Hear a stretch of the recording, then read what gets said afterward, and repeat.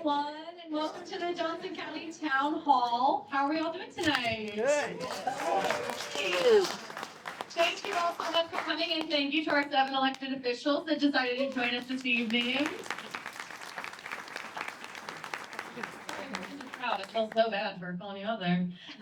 So welcome everyone. So this is an event put on by Loud Light. Loud Light is a Kansas City area local nonprofit, nonpartisan civic action group that is focused on getting young people involved in politics and getting them civically engaged in their communities. So we have a little bit of an intro here with our moderators. I will be one of your moderators this evening. My name is Fiona. And our other moderator is Matthew, and he's going to lay some ground rules for this evening. So thank you. Okay.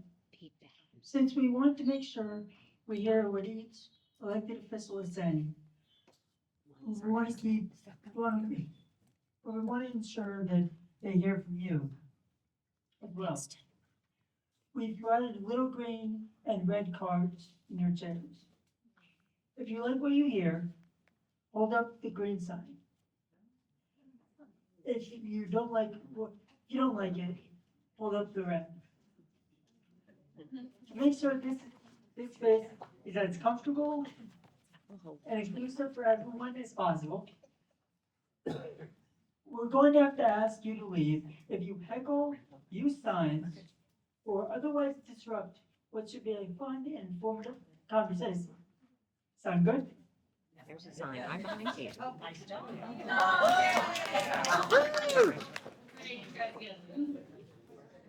All right, so first we're going to ask our elected officials to give a 1-minute introduction of themselves. So I know we have a couple microphones, so please don't hog it.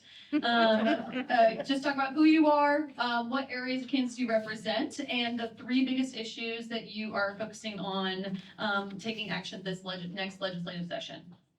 So we'll go ahead and start down here with Representative Woodard. I can go first. You have to use this microphone. Can you all hear me? Yeah. Yes, okay, great. Well, hi everyone, happy to be here. I just got back from my first actual vacation in 2 years, so this is the first day back to work, so I'm very excited to get back to everything we're doing.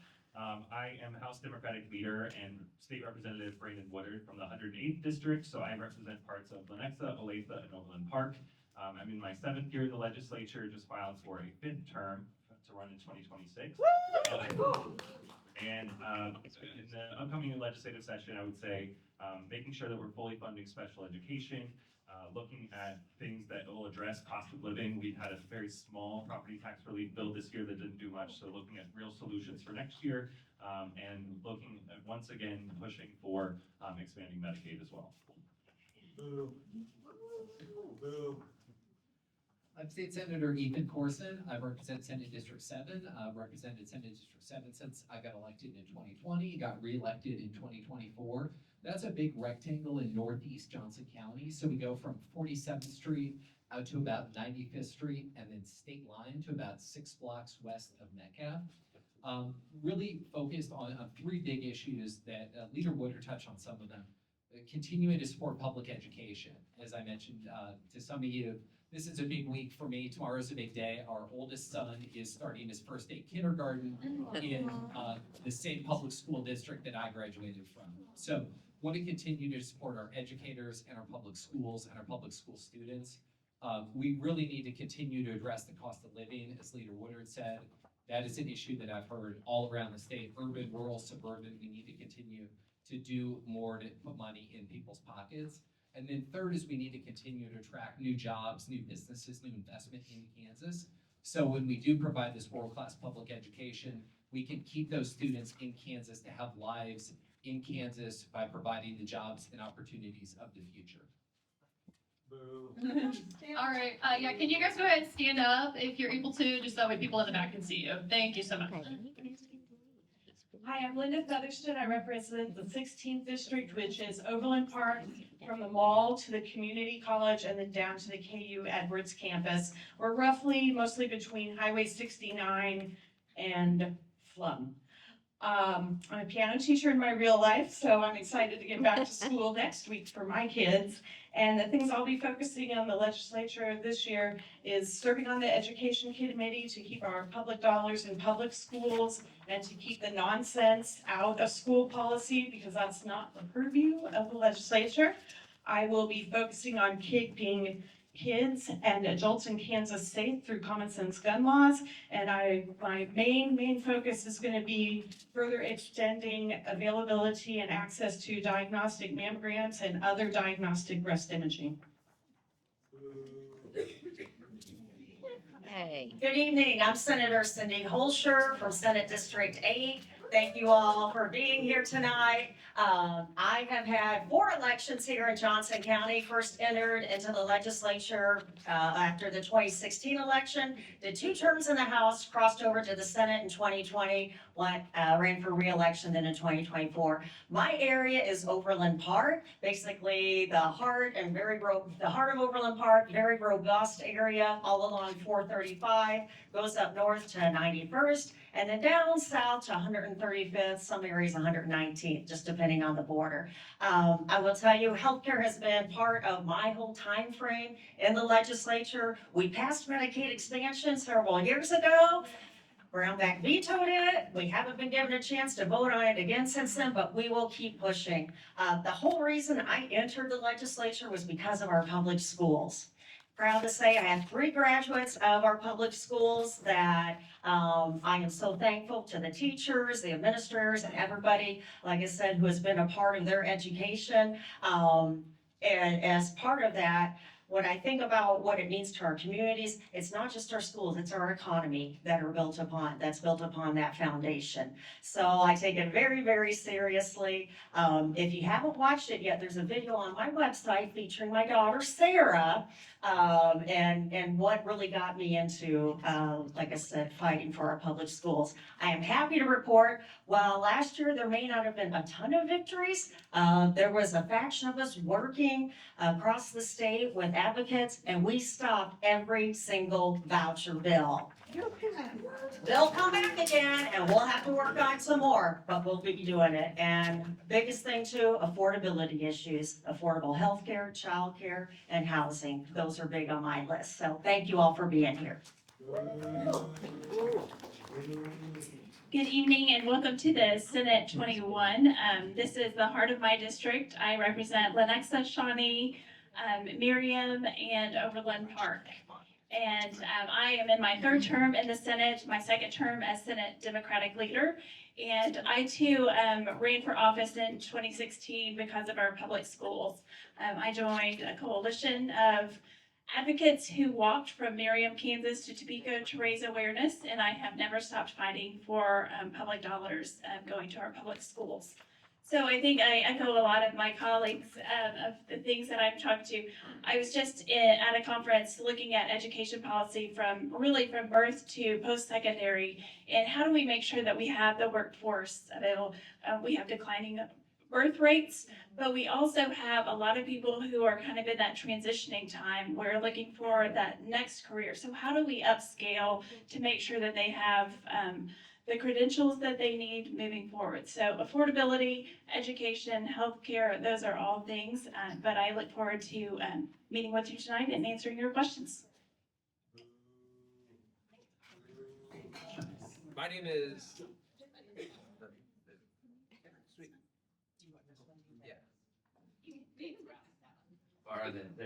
My name is TJ Rose. I'm a senator in District 35. That's to the south of Senator Holscher, from 119th Street approximately down to 215th, and Lackman over to Antioch. I just finished my first session and it went well. 3 issues that I'm really passionate about are literacy and housing. I would like to see Americans in Kansas be able to attain homeownership like it's attainable. And then the last thing I'm looking at into is how can we increase the number of good jobs, good paying jobs in the state of Kansas. So literacy, housing, and jobs. And I'm a father of 6 kids. I grew up around here, graduated from Shawnee Mission Northwest High School, and looking forward to visiting with you guys tonight. Hi, my name is Nikki McDonald, and I'm a House Representative in Southern Olathe and Overland Park area. Actually, TJ's my senator, so I want to thank you for coming tonight. I appreciate that. And thank you, Love Light, for hosting tonight. I'm a former teacher. My husband and I moved here 22 years ago and have lived in the same house and raised our kids. We have two sons who are teenagers in the Olathe Public Schools. Public education advocacy has been kind of near and dear to my heart. Every time my kids would go to a new grade, I would notice that their class sizes got bigger and bigger under Brownback's regime, and teachers were doing more with less. So I was moved to do more than vote. I started becoming a community organizer. I started helping with campaigns, and before I knew it, my state rep stepped down, and I had an opportunity to actually make education policy. So luckily, the voters agreed and sent me back. My biggest issues are public education funding. I agree with TJ, we really have to work on our literacy. And I care a lot about healthcare, and this year I plan to do a little bit in the artificial intelligence realm. All right, thank you guys so much. So now we're gonna ask a couple of yes or no questions because we do know and love politicians who love to beat around the bush. So we wanted to start out with just some yes or no questions about topics that Loudlight specifically loves to engage on. So we work especially with voting rights, with legalizing marijuana. We work with LGBTQ plus rights. We work with voting rights, immigration rights, stuff like that. So when we ask these questions, just say yes or no. You'll get the chance to elaborate. I promise. I promise we're gonna get a chance. So my first question is, so based on these statistics that I'm about to give come from the most recent Kansas Speaks survey that Fort Hays State University did. So the first one I have is 69.5% of respondents agreed that the state government should fund services for unhoused individuals. Would you vote to fund services for unhoused individuals? We'll start with left to right, just like we did. So just yes or no, and we'll just move on. Yes. Yes. Yes. Yes. Yes. This is very limiting, yes. I told you to get the chance. Yes. I appreciate you sharing the microphone so effectively, everyone. We can even take back this time.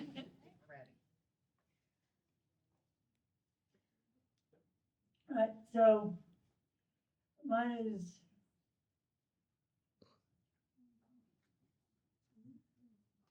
seventy-four point eight percent of respondents. 74.8% of respondents supported making private gun sales and private gun sales and sales at gun sales, just gun sales, and private gun sales subject to background checks. 74.8%. So my question is, would you support a bill, yes or no, that requires background checks for purchasing guns at gun shows? Yes. Yes. Yes. Yes, absolutely. Yes.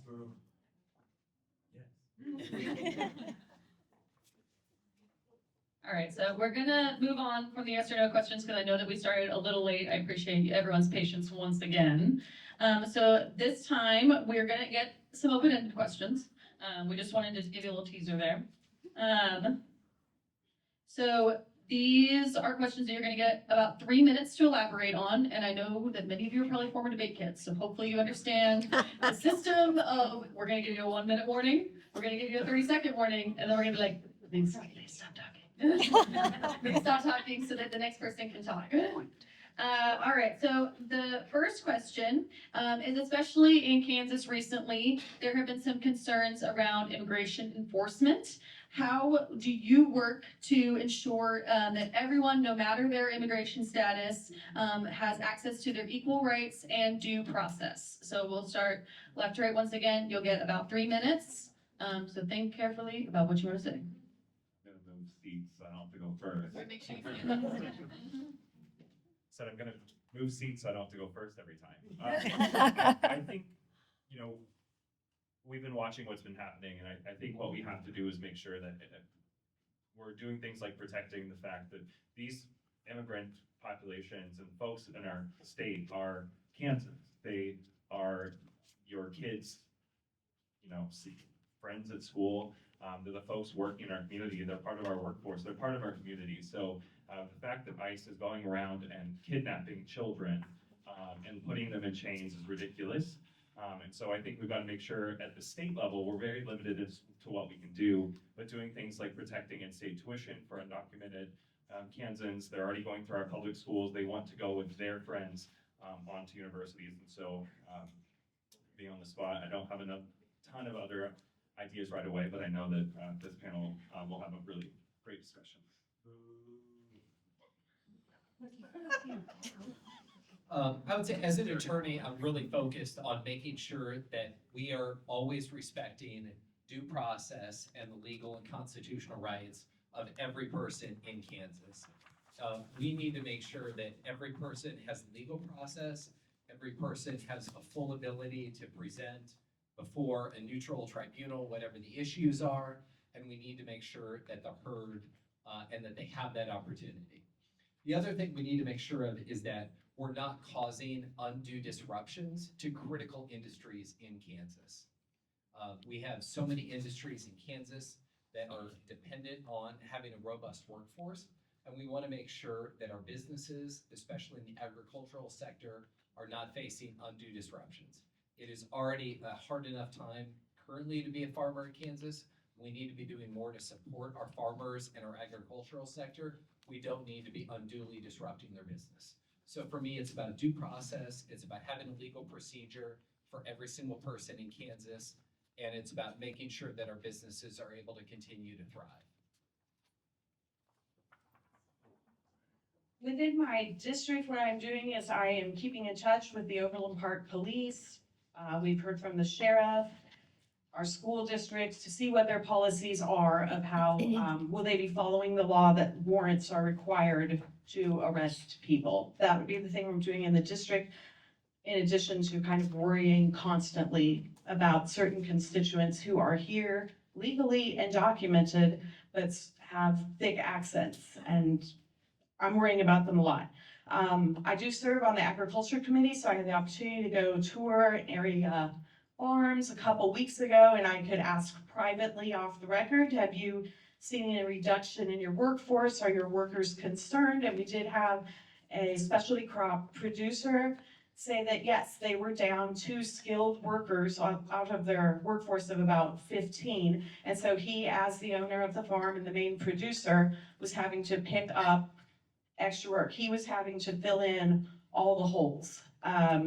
I feel like farmers work hard enough that they don't need to be out driving the tractor extra hours and doing all the extra things. They're already doing enough, and this is directly impacting his business. And we need to be doing what we can to support business in Kansas, and especially our agriculture producers.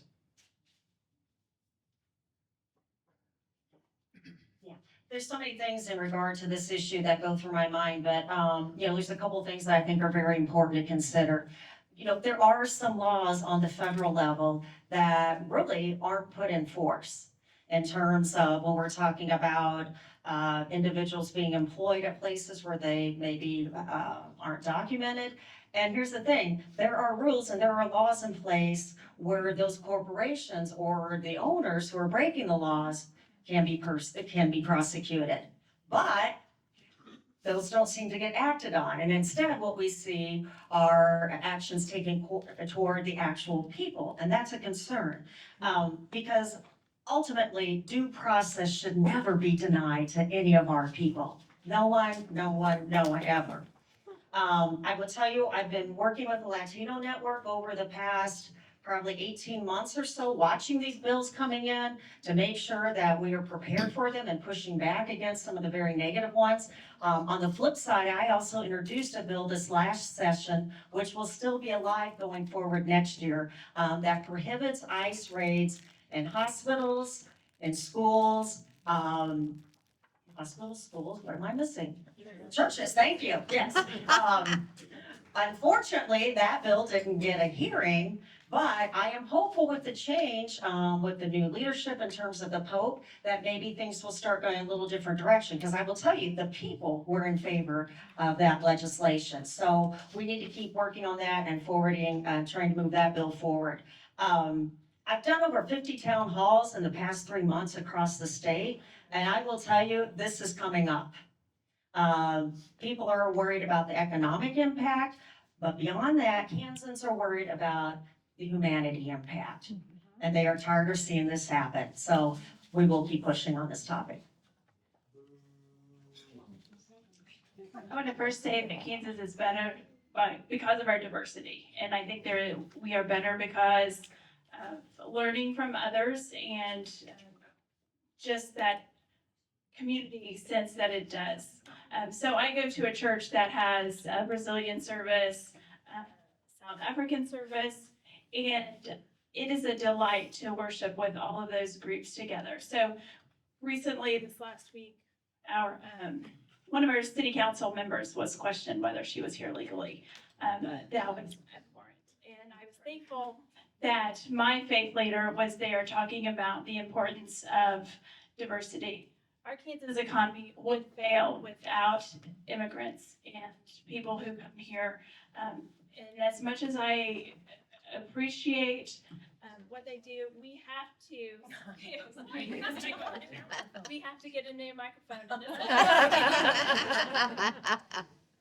So we have to make sure this teacher voice. We have to make sure that we are putting in a due process, and that is important. I have worked with so many people who are here legally. They want to be active members of society, so we need to make sure. I've been able to help people that English is not their first language to get their driver's license. It was in the same time, I don't know, everyone in here, when my children were trying to get their driver's license and how the questions are worded. People who English is not their first language, they were able to get a dictionary and look word for word. It doesn't quite translate like that. I was able to get an interpreter. So this is someone who is here legally. They wanted to be an active member of society. They are paying tax dollars. So we need to do everything that we can to make sure that they have all of the legal need that they have. I have many immigration attorneys on speed dial that I give out to people all the time, so.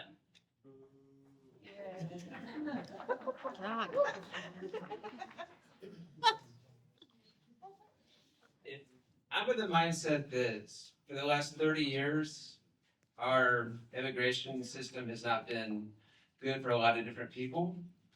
For 9 months, I taught school in Guatemala. I've seen the immigration system here from that side. And the trek for somebody from Mexico or Central America or wherever has not been safe. There have been many people who died trying to get here. Many women were raped trying to get here.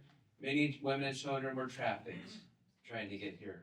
And I don't think that's a good system. On this side, when somebody was able to make it across the border, some of the folks who are here illegally were not able to go back home to the state of Mexico to visit their loved ones for 7 years because they're afraid they wouldn't be able to get back in. And I think what President Trump and the Republican Party is trying to do is bring order to our immigration system. I always look for register Republican. I'm joking. I always look for win-win-win solutions. And what I hope the outcome of this situation is that when somebody wants to enter our country as an immigrant, that they can enter safely. And if somebody is in our country, that they're able to go home and visit loved ones. As far as labor, I think that the end result of what's going on will be that companies and businesses and farms are able to access their labor, and their labor will be here legally with a clear conscience, and hopefully we will all we'll be living in a safer, more compassionate America. So I don't really want to repeat what my colleagues have said here. I agree with some things more than others, but I think at the end of the day, we need to really ask ourselves, what problem are we trying to solve right now? Yeah. And I would argue that there have been many opportunities that were missed on the federal level to actually change immigration policy, to make it work for everyone. And they have been derelict in their duties, quite frankly. On a state level, it's very frustrating as a legislator to not be able to do much about it. One thing that I personally have been working on is trying to help people understand the human aspects of where we are in society right now. We have so much vitriol. Maybe that's the point. Maybe the point of what they're doing is to cause more division. Seems to me like it's a lot of dehumanization. I taught English language learners for about half of my teaching career, and I have a heart for immigrants. My father was a first responder, and I'm very, very worried about the safety of our first responders because of the actions of the ICE officials right now and their leadership. I see a lot of laziness and bloat. I think they are throwing a lot of money at a problem. They have lowered their standards when it comes to law enforcement officers that they're hiring to do ICE. I've heard they're giving $50,000 signing bonuses and forgiving federal loans. You don't even have to be 21 anymore. What exactly is our goal, right? Like, what are we trying to do? As an elected official, I am fighting that creeping erosion of public trust. As an elected official, I want to make sure that we're listening, that we're doing everything we can to influence the happenings of this world. And when I feel sad and like I'm powerless, I remind myself I do have a seat at this table, and many of you don't. And I would really like to be the type of representative that listens and is problem-solving oriented, rather than feeding into this divisive rhetoric that dehumanizes other people. So you ask what I'm doing. I don't feel like my answer is very adequate, but I am trying to help people in the legislature understand the economic impacts, the human impacts, the fact that my neighbors, brown neighbors, people with an accent, they're living in fear. There's racial profiling happening right now, and it's not okay. And unless we all speak up, unless we try to be, we have to remove ourselves from being part of the problem, right? I don't want to dehumanize an ICE agent, right? Like, if somebody offered me $50,000 and to forgive my loans, I would say no, because but I mean, I am 51 years old and still paying on my student loans. I'm sorry, we have to stop. Thank you.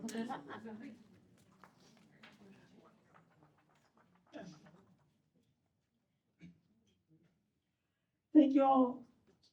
Thank you all so much for your responses.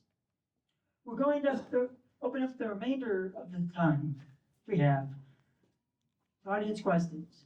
So the audience can ask about the issues they care about. Because we have so many engaged folks here, and we want to get to as many questions as possible, we ask that each person limit themselves to 1 minute or less when asking a question, and that they attempt to only cover topics that have not yet been addressed.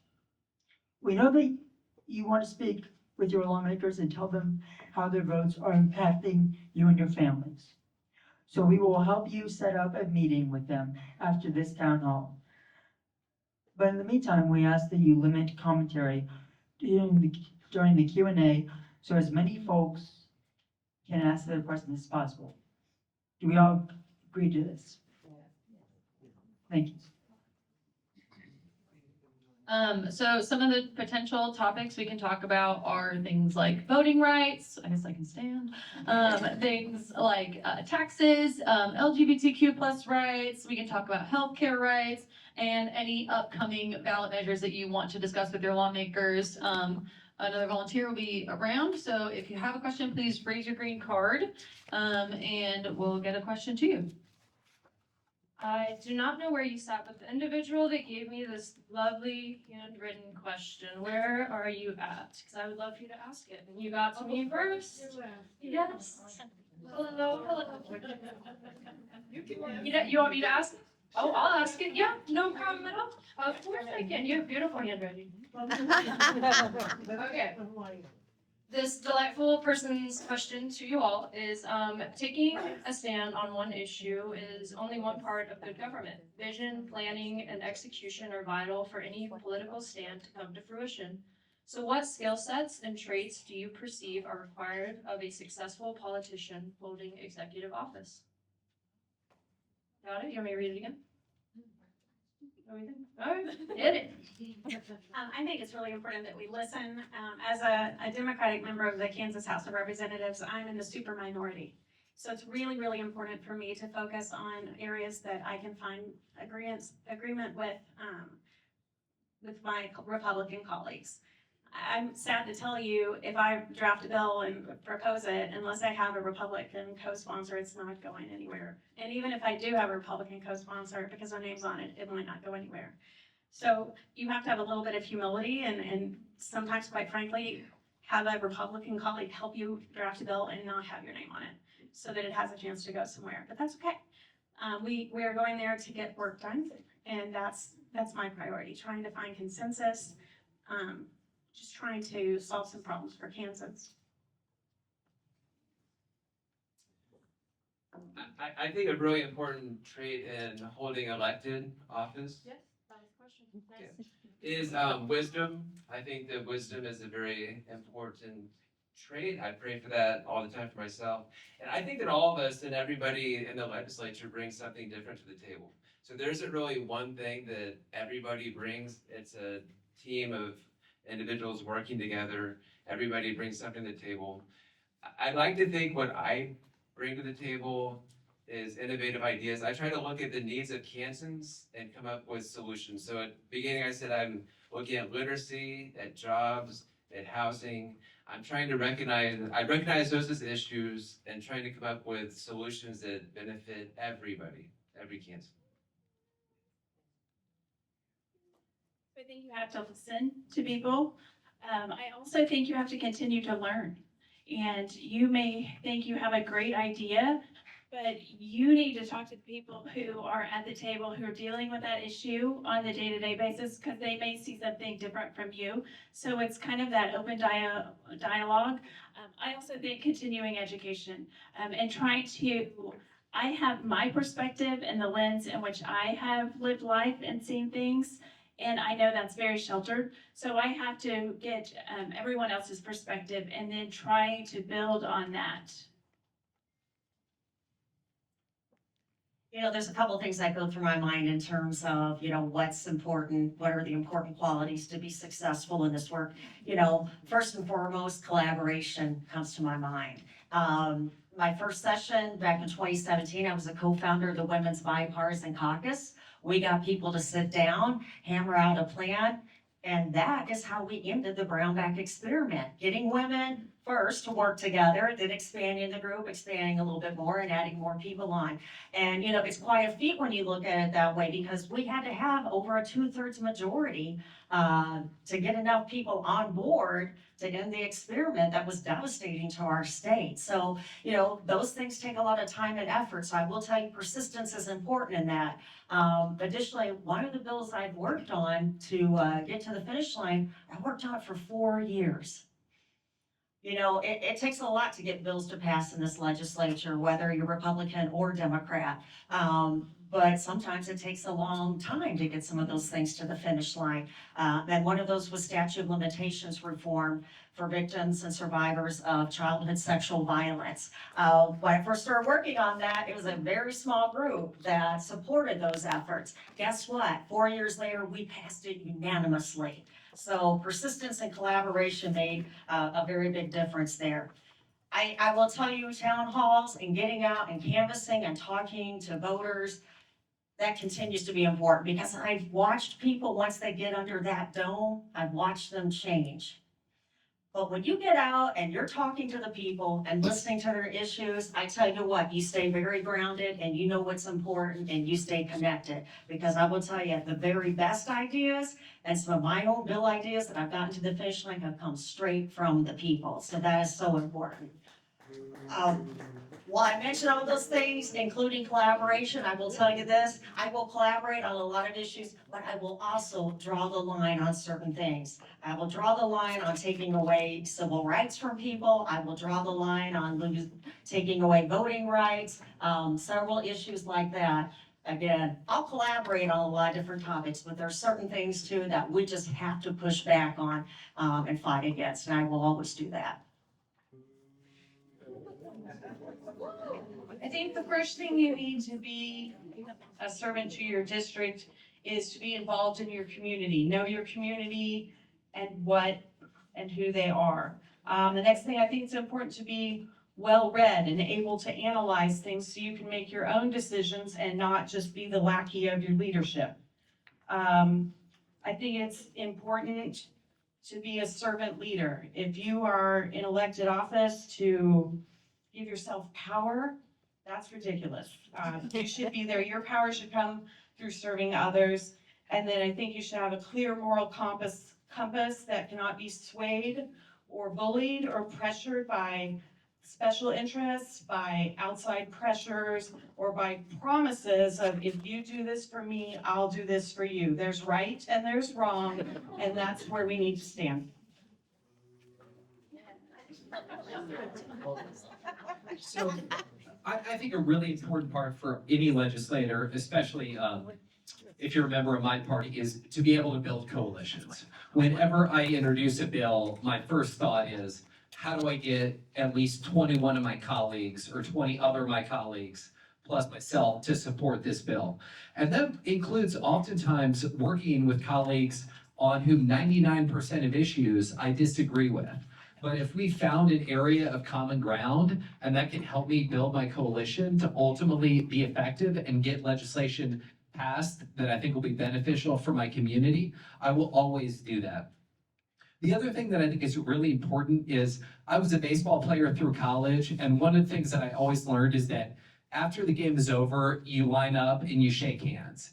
You compete as hard as you can during the game, but we really need to avoid personalizing politics and making it seem like if somebody has a disagreement with me, they're a bad person, or they're stupid, or they're ignorant. I mean, I think we need to understand and respect that people come from, one of the beautiful things about the legislature is we have members from all across the state. People have very different life experiences. They have very different family experiences. They have very different educational experiences. They have very different career experiences. And so it's just natural that we're all not always going to all feel the same about a particular issue. And I think we need to come to a place where we're understanding that that's okay and that we can still work together. Another thing that I've really done is try to focus on areas of agreement.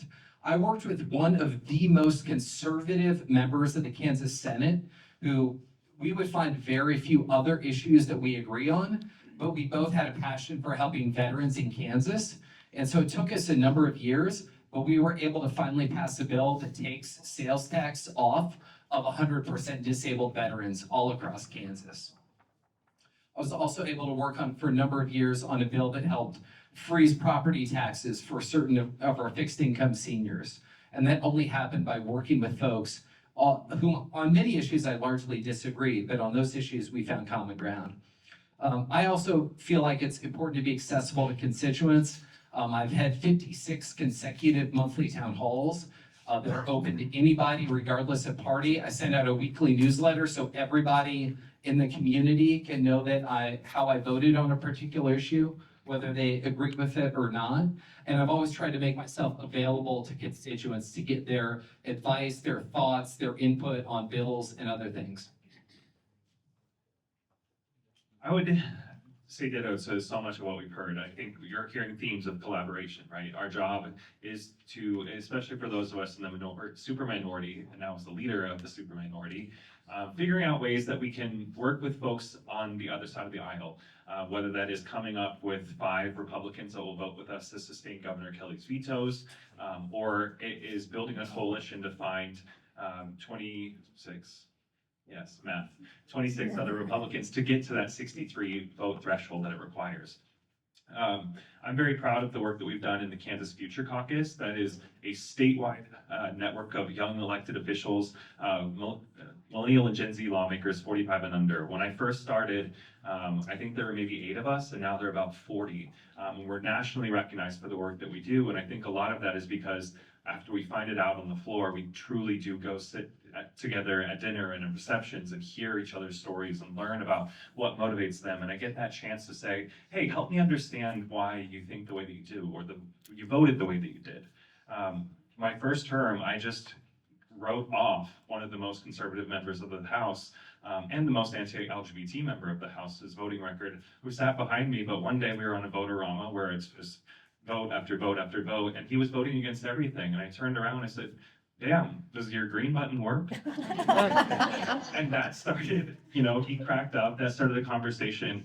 And then he became one of our lead negotiators on the Republican side for medical marijuana. And so the last term I was ranking on the elections committee.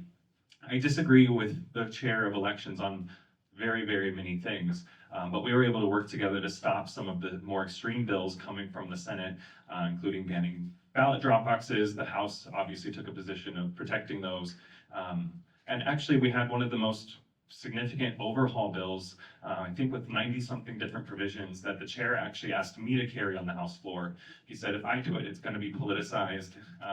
And so he asked me to carry that bill, which I was really honored to do. I spent a whole week studying every single provision, working with the Secretary of State's office. Not a single person asked a question after I went over them, but being able to be trusted to be that voice to explain something that was so significant, I think is really powerful. But that's the work that we have to do. It'd be very easy to show up, vote no, give a paycheck, and go home. But Kansans elected us to each of our districts to work with one another. And I think at the end of the day, people just want us to, the news covers the 10 to 15% of the time that we disagree. I don't think we talk enough about the 85% of the time that we're working together and passing bills nearly unanimously. Simply delightful to hear from all of you. Thank you. And I realize, perhaps an error that I should have been more specific about asking questions to specific legislators so we can get through as many questions as possible. Does that sound good with everyone?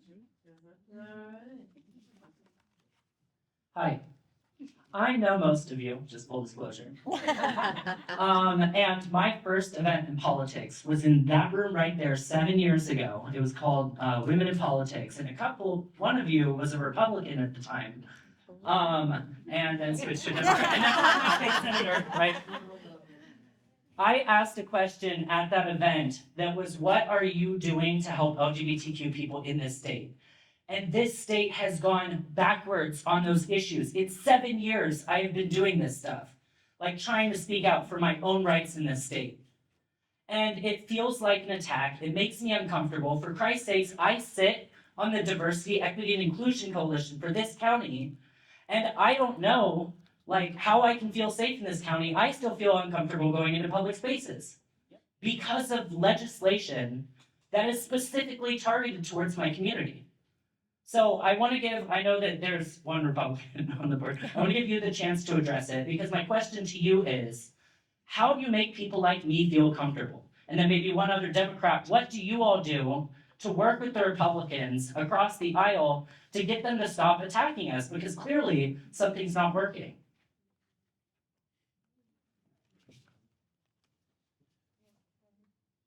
The United States of America is founded upon the concept that citizens will be capable of self-government, and that we will be respectful and loving of one another.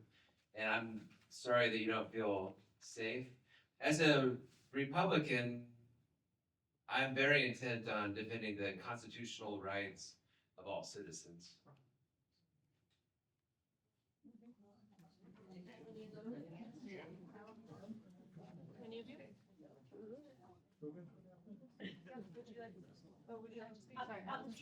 I'll just speak very quickly. I serve on the Health and Human Services Committee, and in 2023, we were able to stop some pretty harmful legislation aimed at LGBTQ children, or sorry, transgendered children receiving transgender care. But I was very, very disturbed that we were not only able to not stop it this year, but it weaponizes the law against medical providers and teachers for working within their scope of practice. Teachers just using proper pronouns even. And so I am really concerned. I share your concern. I think from a parental standpoint, my business with my child and my pediatrician is private, and I will die on that hill. So I apologize that we were not able to stop it this year. And my hope is that sanity will prevail. People will start letting the experts in the room make the decisions, which would be medical professionals, not politicians. Yes. Thoughtful questions now. Okay, I'm gonna grab someone over here. Back to the room. Did you have a question? Yeah, I got you.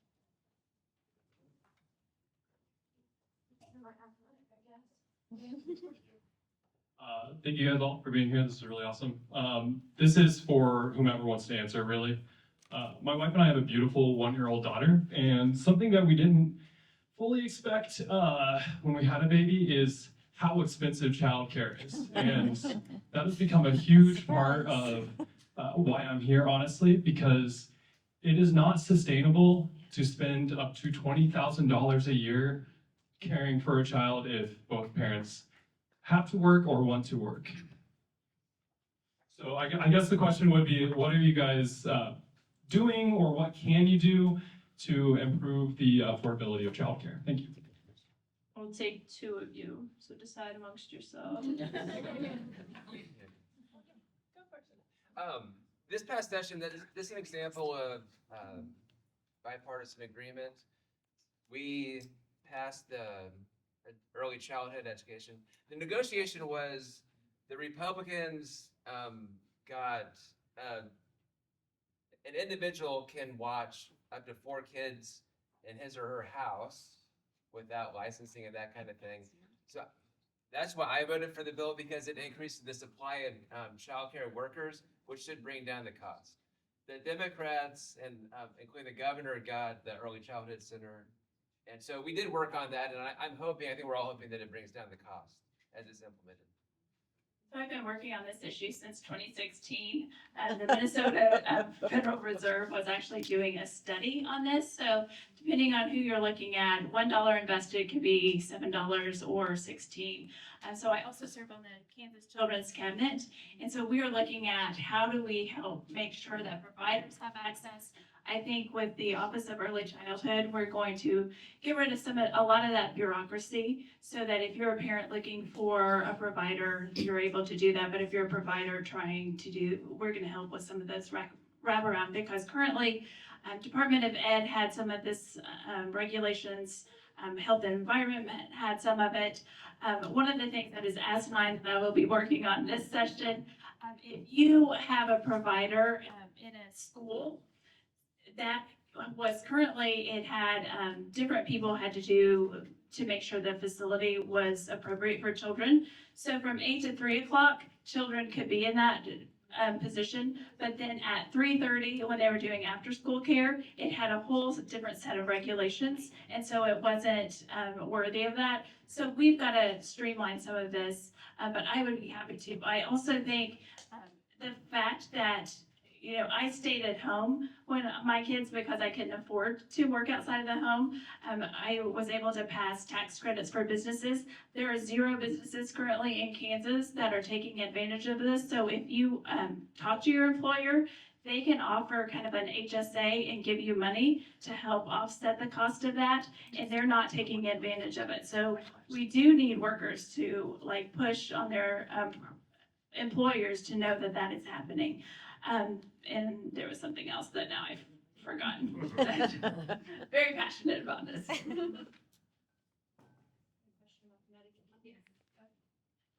Hi, my question's for Cindy and Ethan, since I'm gonna pick two. I'm Mel Saban. I represent the Kansas chapter of Little Lobbyists. We advocate for our disabled and medically complex kids. Thank you. And more importantly, I am mother to this little grumpy face over here, Logan. He has 5P minus syndrome. He spent 125 days in the NICU. Our NICU bill is $1.2 million. Kansas Medicaid saved my life. It saved his life, medically my life, because we didn't have to go bankrupt. I didn't have to choose between keeping my lights on and keeping my son safe and helping him thrive with therapies. And so with the OBBA being passed, but as well as 1.5%, which equates to $50 million in state cuts, this is going to be devastating in terms of Medicaid. So not only are we not expanding, we are regressing. And we know from CanCare that 3 of the waiver programs, including the TA waiver, which my son is under, are now creating waitlist mitigation groups. So if we're not facing cuts, why are we doing that? And what we know is that when our people and our vulnerable kids and their medical supplies can't be covered by the families, either they are confined to hospital beds or they're in institutions. So by the time those cuts come through, it'll be too late. What can you guys do now before the midterms to make sure that our most vulnerable kids aren't being left behind? Thank you.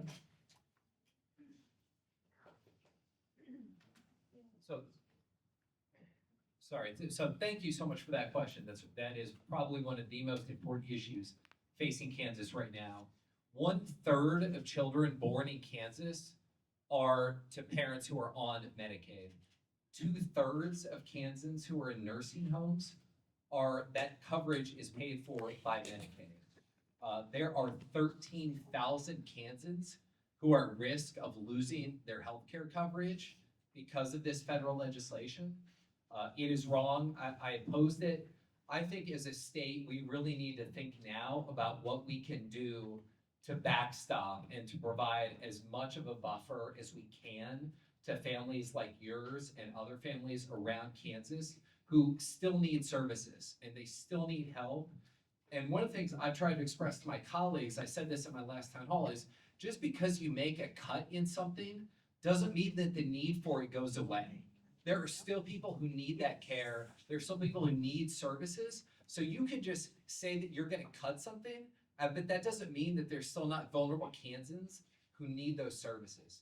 I'm also incredibly worried about what's going to happen to our rural healthcare system under this legislation, about the number of hospitals that are going to close. So I think what we need to do, and look, if I was a president of the Senate, what I would do is I would convene a special committee to look at what could the legislature do to try to backfill these federal cuts so we're providing as many of those services are continuing as possible.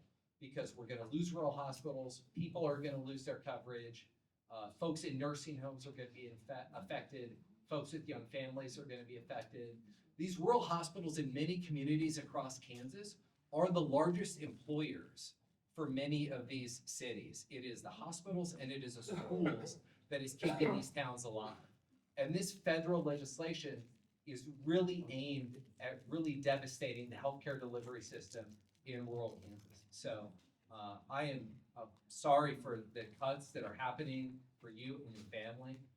It's wrong, and I think the legislature owes it to every single Kansan to do as much as we can to mitigate those devastating consequences. Thank you for the question in terms of Medicaid expansion. As mentioned earlier, my first term, I worked across the aisle collaborating with Republicans and getting Democrats on board to pass Medicaid expansion. And we did pass it in both the House and the Senate. Unfortunately, Brownback vetoed it. I think we fell 2 votes short of overriding it. And since then, we haven't been allowed a complete vote in both chambers on the topic. I did start doing something last year because I think all of us as legislators, we know that hearings aren't being allowed and votes aren't being allowed by legislative leadership on the topic.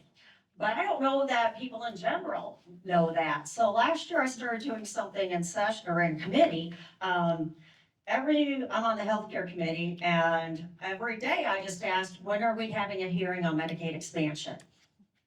Because I want them to have to answer to it versus just us accepting or knowing that they aren't gonna grant a hearing. So, I kept asking that question of the committee chair, if not every day, every other day, or whenever we met, when are we having a hearing? When are we having a vote on Medicaid expansion? I don't know if it's because of those efforts, but we did end up getting, quote, informational hearings. We weren't allowed to vote, but we have to keep asking those questions and have to keep, assigning that accountability when leadership is preventing things from moving forward. We are going to have to invest on the state level on some of these programs because you should not be put in the position of having to choose healthcare for your child or groceries or other important services and things that you need. So we have to look at that. I will tell you this, I have some hope in regard that as I've gone across the state, again, I think I've done like 45 or 50 town halls in the past 3 months, all across Kansas. As I'm talking to people in many of these areas, you know, they are coming to the realization there are 26 hospitals that are on the brink of closure. And they understand what that means to them, not only lack of access and that they'll have to drive 3 or 4 hours to get care, but again, loss of jobs to their communities. I am empowering them and encouraging them to contact their legislators and contact their elected officials on the federal level, because that pressure for people in those different areas, in those different markets, does make a difference. And it can't just be, you know, us who are advocating for those things. We have to have people across the state doing that. I'm gonna keep showing up, I'm gonna keep pushing for expansion and everything else that, you know, we should be offering to our most vulnerable people in this state. So thank you for the question.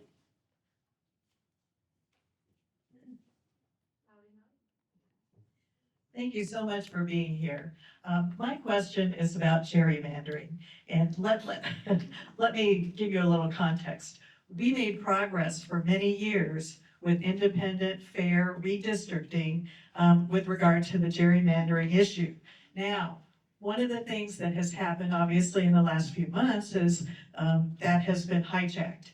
Now, what would it take? My question to you is, I think the majority of Kansans would like to see fair, honest, independent redistricting, nonpartisan. So what would it take to get someone on both sides of the aisle to sponsor that bill and get a hearing? Come on, TJ, come on. Also, hey, I just wanna keep in mind real fast that we did say the Q&A would be done at 7:30. It is currently 7:27, so if we could maybe get one answer, another Oh, question. So Okay, we yeah, have introduced this bill, I think Senator Corson was the last to do it. So Republicans do not want to do this because they are in the majority and it takes away their power. Again, we will continue to do that. It's the same thing with ranked choice voting. It's a disruptor, and so they don't like disruptor because it's gonna take away the power from whomever is in charge. So we will continue to do that. Again, even if we try to do a ballot initiative, it takes 2/3. So we have to continue, and I think the biggest thing is trying to get people to go to vote in elections. I was unopposed in my election last year, and I had over 26,000 votes. Some of our other districts where there's not an election really, they have 5,000 in the district. We need to make sure that people are turning out to vote. Sorry. Don't worry, I'm very loud. So I know that there are so many engaged individuals in this audience right now, and I thank you all so much for coming. I really apologize for us having to start late this evening. However, we do have the room until 8. So this is your opportunity to mingle. And if you haven't signed in already with Loudlight, please do so now, because then we're gonna give you the opportunity to set up meetings with these individuals, especially if they're in your district. So we'll be sending out an email and you go, I would love to talk to Brandon, and that would be great. So make sure you're looking out for those. However, we do still have the room for 30 minutes. So please feel free to mingle, ask questions, all that kind of stuff. Thank you guys so much. And thank you to your